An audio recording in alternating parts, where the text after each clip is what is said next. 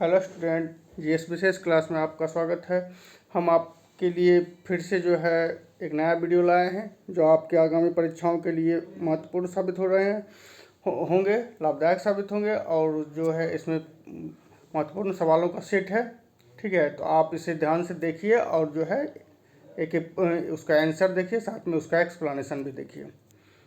First question है modern Indian history से, स्वराज शब्द का प्रयोग सर्वप्रथम किसने किया था। स्वराज शब्द देखिए, स्वराज, स्वदेशी, स्वभाषा, ये सब जो सर्वप्रथम प्रयोग किया था, इसके जो है प्रथम प्रयोग करने वाले जो हैं स्वामी दयानंद सरस्वती हैं। इन्होंने सबसे पहले कहा था भारत भारतीयों का है। ठीक है, और जो है इन्हें ही भारत का मार्टिन लूथर किंग भी कहा जाता है। ये भी पूछता है भारत का मार्टिन लूथर किंग किसे कहा जाता है, तो स्वामी दयानंद सरस्वती को। इन्होंने आर्य समाज की स्थापना की थी 1875 में बम्बई में, जिसे अब मुंबई कहा जाता है। ठीक है, तो आप देखेंगे स्वराज शब्द का प्रयोग सर्वप्रथम सबसे पहले स्वामी दयानंद सरस्वती।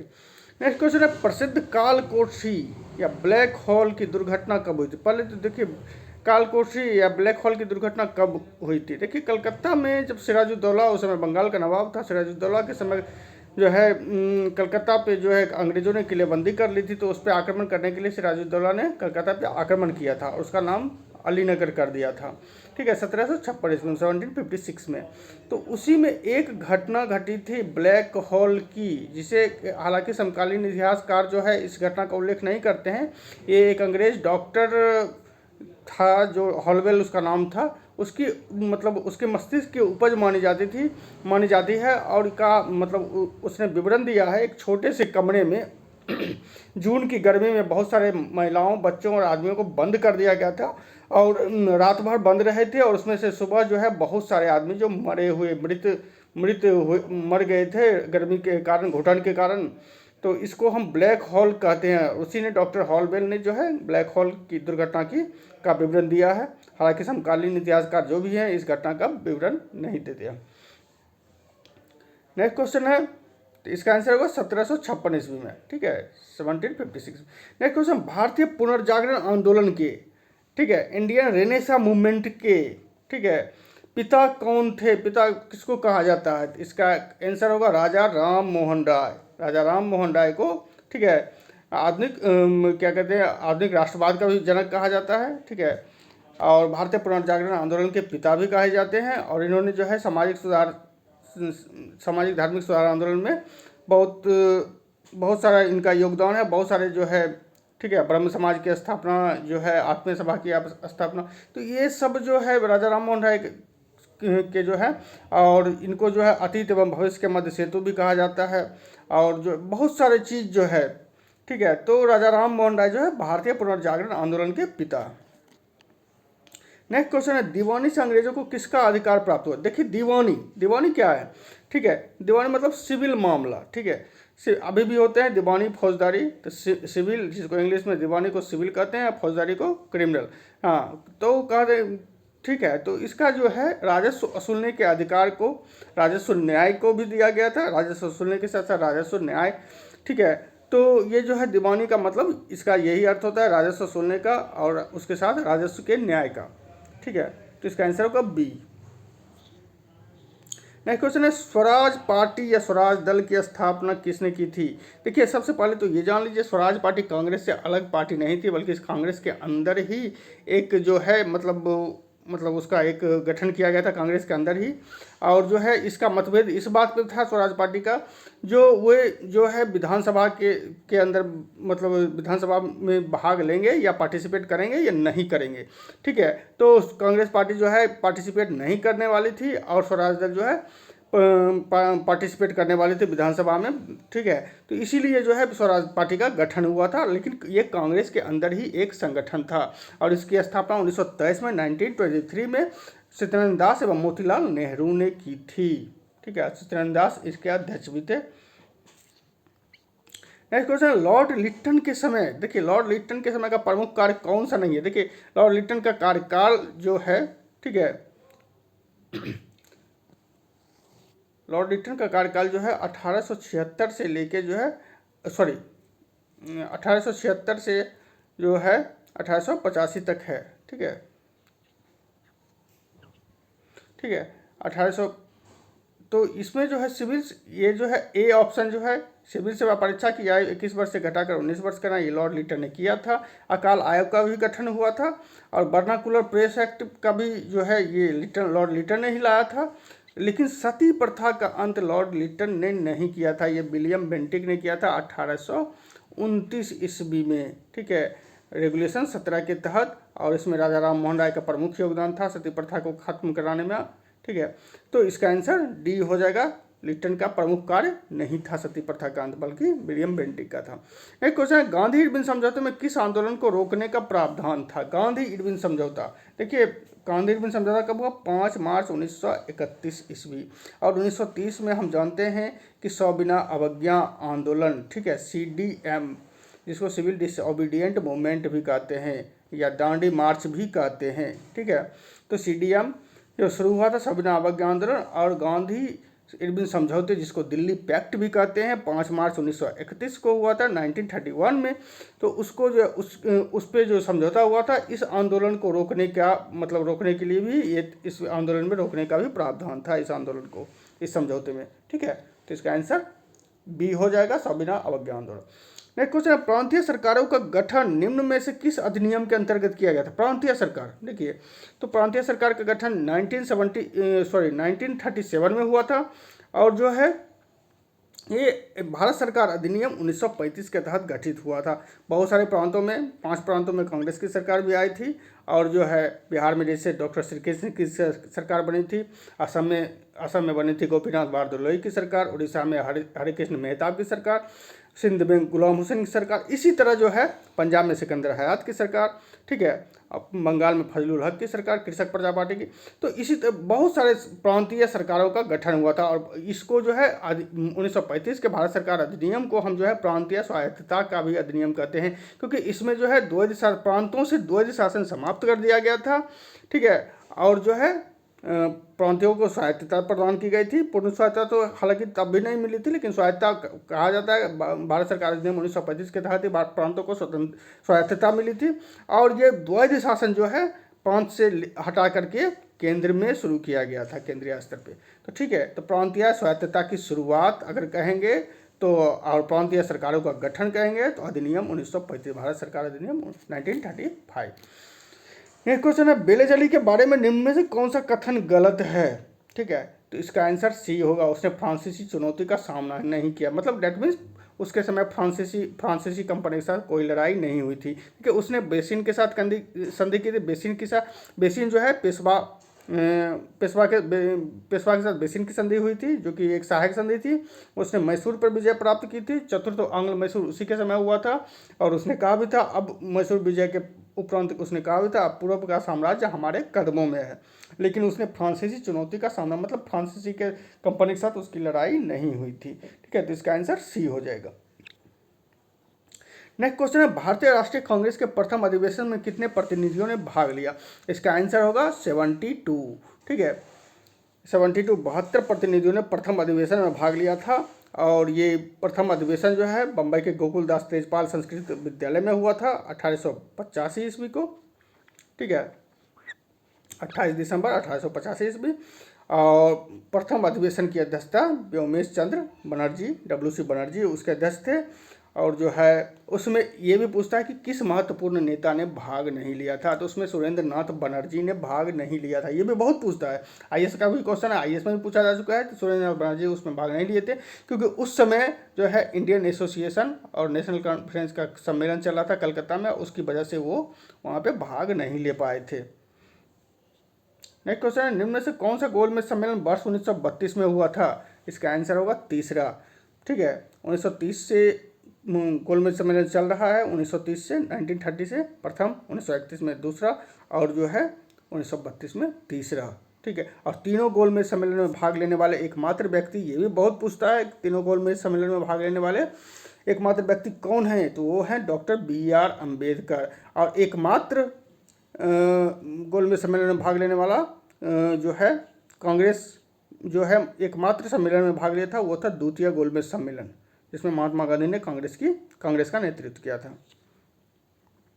नेक्स्ट क्वेश्चन है, किस ब्रिटिश गवर्नर के समय सर्वप्रथम श्वेत विद्रोह हुआ था। देखिए श्वेत विद्रोह तो बहुत बार हुआ था, ठीक है, आप देखेंगे रिपन के समय में भी हुआ था श्वेत विद्रोह। श्वेत विद्रोह मतलब श्वेत विद्रोह इसलिए यूरोपियनों का विद्रोह को श्वेत विद्रोह कहा जाता है, ठीक है, सिंपल भाषा में आप ये समझिए, ठीक है। तो यूरोपियनों के विद्रोह को जो है श्वेत विद्रोह कहा जाता है। और जो है लॉर्ड रिपन के समय भी हुआ था, एल्बर्ट बिल विधेयक के समय में। तो लेकिन अगर पूछ रहा है सर्वप्रथम श्वेत विद्रोह कब हुआ था, किस ब्रिटिश गवर्नर, तो इसका आंसर होगा लॉर्ड क्लाइव। क्योंकि आप जानते हैं या नहीं जानते हैं तो मैं बता देता हूँ, लॉर्ड क्लाइव जब प्लासी की लड़ाई लड़ रहा था, ठीक है, प्लासी की लड़ाई तो 1757 ईस्वी में हुई थी, 23 जून 1757। तो उस समय क्लाइव की सेना का एक अंग, ठीक है, यूरोपीय सेना का एक भाग जो है क्लाइव के प्रति विद्रोह कर दिया था। तो इसीलिए सर्वप्रथम श्वेत विद्रोह अगर पूछे तो लॉर्ड क्लाइव होगा, इसका आंसर ए होगा, ऑप्शन ए होगा।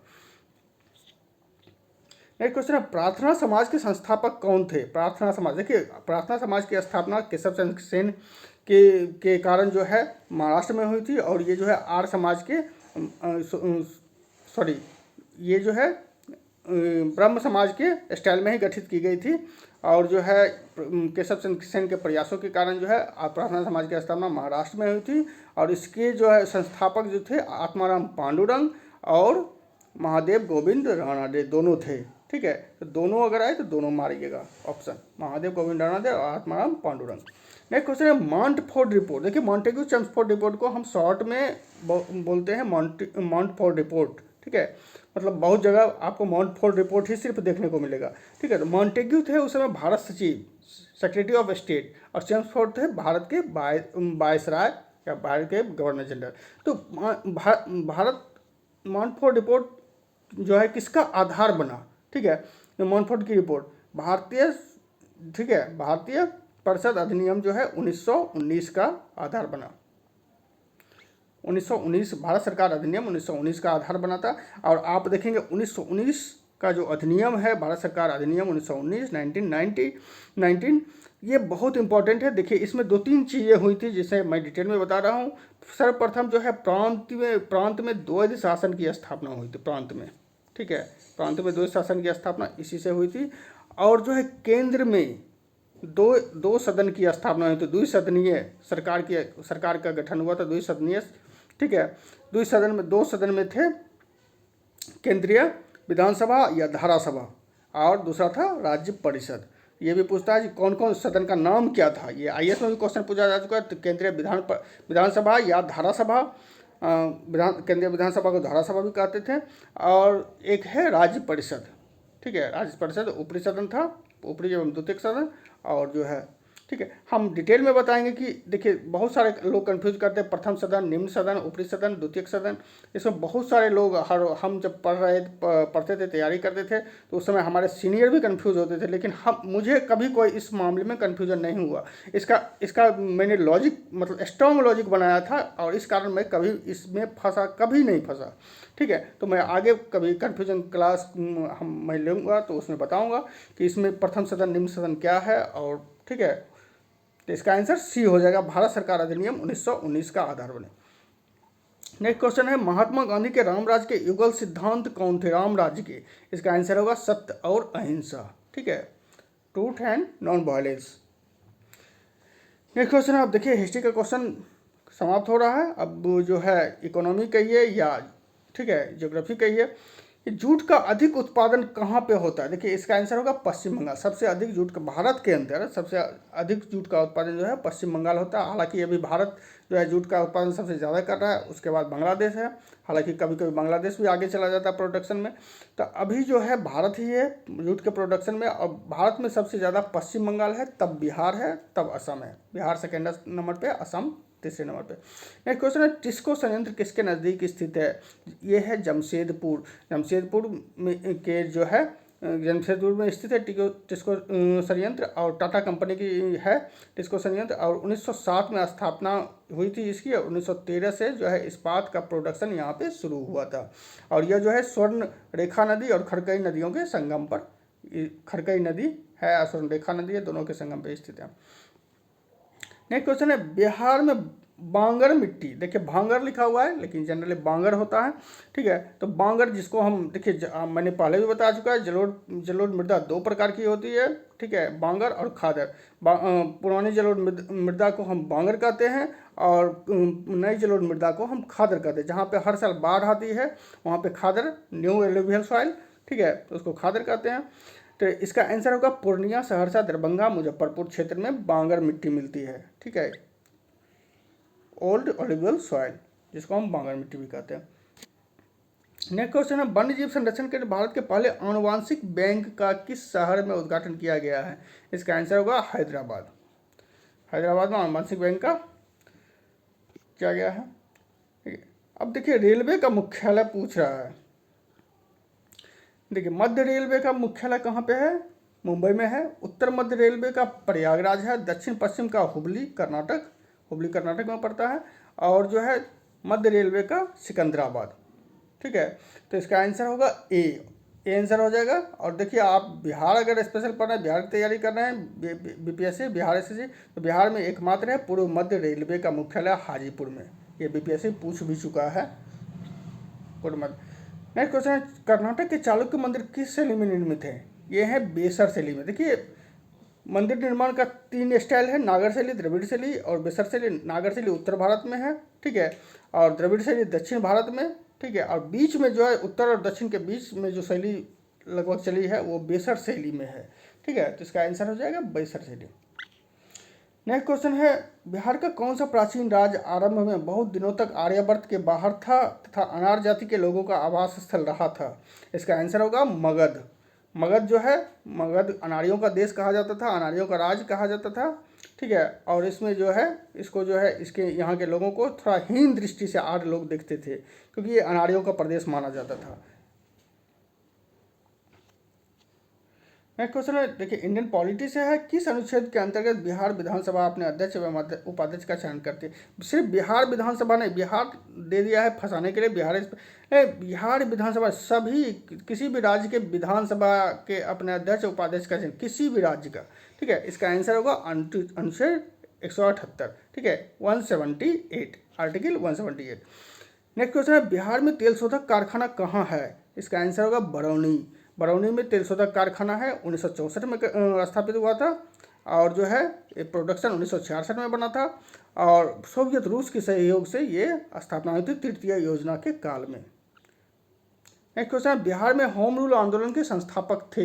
बिहार में के होम रूल आंदोलन के संस्थापक जो हैं, ऐसे पूरे भारत में एनी बेसेंट और जो है बाल गंगाधर तिलक हैं, ठीक है। हालांकि ये भी पूछता है कि अखिल भारतीय होम रूल आंदोलन किनका था, तो उसका आंसर होगा एनी बेसेंट, ठीक है। लेकिन अगर बिहार में होम रूल आंदोलन के संस्थापक तो ये है मजहरुल हक, इसका आंसर होगा।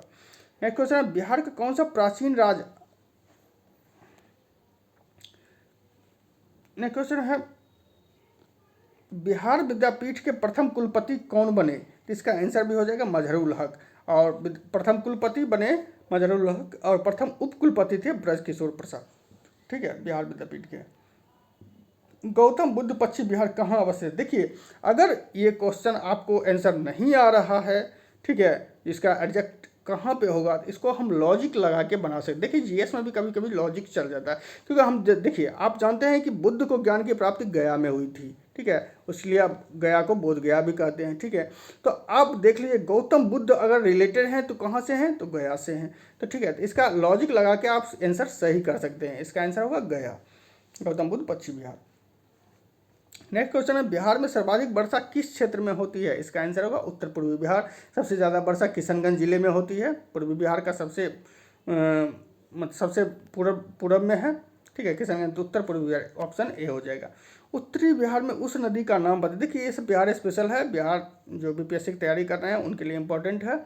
उत्तरी बिहार में उस नदी का नाम बताइए जो बिहार में सबसे पूर्व में गंगा में मिलती है। इसका आंसर होगा महानंदा, ठीक है, महानंदा नदी जो है सबसे पूर्व में गंगा में मिलती है।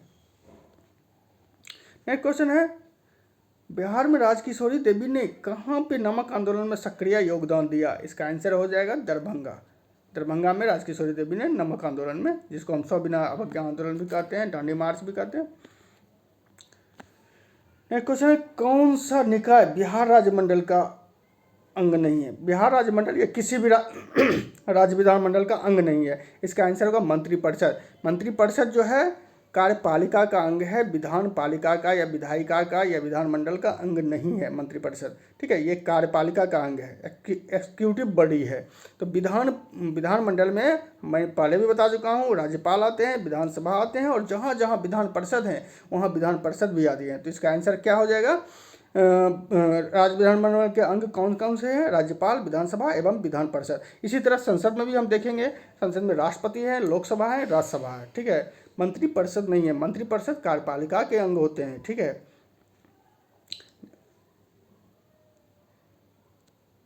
इकोनॉमी से क्वेश्चन है, बैंक दर के बढ़ने से क्या होता है? इसका है तो साख का संकुचन होता है। ठीक है, साख मतलब क्रेडिट लिमिट जो है कम होती है। ठीक है, क्रेडिट लिमिट, साख जिसको हम क्रेडिट कहते हैं, लोन लेने के लिए। ठीक है, बैंकों के पास लोन देने के लिए ज़्यादा पैसे नहीं होते, क्योंकि एक्चुअली होता है, देखिए बैंक दर और रेपो रेट, ठीक है, दोनों एक ही है, लेकिन दोनों में थोड़ा सा मूलभूत अंतर है। बैंक रेट जो है ज़्यादा समय के लिए होता है, रेपो रेट थोड़ा कम समय के लिए होता है, लघु अवधि के लिए होता है। दोनों एक ही है। तो बैंक दर में या रेपो रेट में क्या होता है, जब बैंक जो है अपना पैसा जो है रिजर्व बैंक के पास, आरबीआई के पास जमा करता है। ठीक है, तो बैंक दर अगर बढ़ जाएगा, ब्याज बढ़ जाएगा, तो बैंक क्या करेंगे, अपना पैसा आरबीआई में जमा कर देंगे मुनाफा कमाने के लिए। तो बैंक अगर जमा कर देंगे आरबीआई के पास, तो बैंकों के पास कम पैसा रहेगा, और जो है वो लोगों को ज़्यादा लोन नहीं दे पाएंगे। ठीक है, तो इसलिए बैंक दर के बढ़ने से साख का संकुचन होता है। नेक्स्ट क्वेश्चन, कौन सा अधिकारी लोकसभा की कार्रवाई में भाग ले सकता है? ठीक है, लोकसभा कहिए, संसद दैट मीन्स लोकसभा, राज्यसभा। ठीक है, तो इसका आंसर होगा महान्यायवादी। ठीक है, महान्यायवादी, जिसको हम अटॉर्नी जनरल भी कहते हैं। नेक्स्ट क्वेश्चन है, श्रीशैलम वन्यजीव अभ्यारण्य किस राज्य में अवस्थित है? इसका आंसर होगा आंध्र प्रदेश। श्रीशैलम वन्यजीव अभ्यारण्य जो है आंध्र प्रदेश में स्थित है। नेक्स्ट क्वेश्चन है, फिनिक्स फॉर्म की स्थापना किसने की थी? ये महात्मा गांधी ने की थी, दक्षिण अफ्रीका में। ठीक है, और जो है इसके मतलब जो स्थापना में जो है उनके जर्मन दोस्त एक थे कोलनबाग, उनकी मदद से उन्होंने फिनिक्स फॉर्म की स्थापना की थी। नेक्स्ट क्वेश्चन है, महाराष्ट्र में स्थित पिंपरी जो है किस चीज़ से संबंधित है, किस उद्योग से? तो वहाँ पे एंटीबायोटिक दवा बनती है, मेडिसिन बनती है पिंपरी में। ठीक है, इसलिए वो प्रसिद्ध है। स्वतंत्रता पूर्व बिहार में कौन सी नहर प्रणाली थी? देखिए, इसका आंसर होगा सोन नहर प्रणाली, जो 1874 में 1874 में ही बन के तैयार हो गई थी। तो इसका आंसर होगा सोन नहर प्रणाली। ठीक है, तो आज हमारा सवाल यहीं पे समाप्त होता है। ठीक है, और जो है हम आपके लिए आगे भी वीडियो लेकर आएंगे जो आपके लिए लाभदायक साबित होंगे और महत्वपूर्ण साबित होंगे। और जो है आप हमारे साथ वीडियो में बने रहिए, इसी तरह से लाइक, कमेंट और सब्सक्राइब भी करते रहिए। ठीक है, धन्यवाद।